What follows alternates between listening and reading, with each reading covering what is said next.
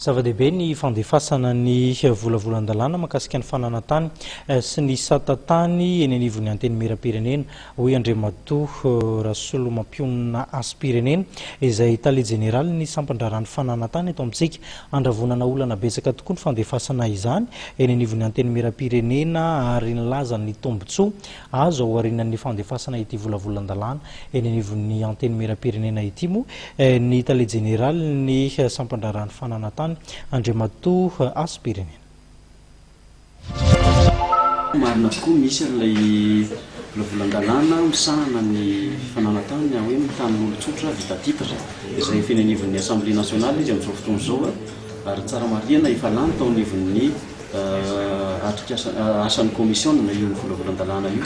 ka miandry ny fandaharam-potoana ny Assemblée nationale zany amin'ny fandaniana azy eo anatin'ny fivoriam-be. Nisy fanamarihana sy sosokevitra tokoa mety ny fiarahamonimpirenena mikasika an'io volavolan-dalàna io fa ny zavatra tiana hotsindriana zany dia io volavolan-dalàna io no hany amin'izao fotoana izao mitondra ny vahaolana hoentina amana le olana misahana ny resany olana iainantsika amin'ny resaka boky rovitra amin'izao fotoana izao. Ao ihany koa amin'io volavolan-dalàna izay netiny io dia misy vahaolana anankiray lehibe koa entina mahana ny olana misahana nyreny tany lehibe izay nilozan'ny olona tompony ka hipetrahan'ny olona amin'izao fotoana izao zany hoe raha misy tany lehibe avevelarana manana tompo efa misoratra any anatin'ny titra ka nilozan'ilay tompony atao anatin'ny vanim-potoana maharitra ary efa olo-kafa no mipetraka eo aminy amin'izao fotoana izao dia averina ny fanjakana aloha ilay tany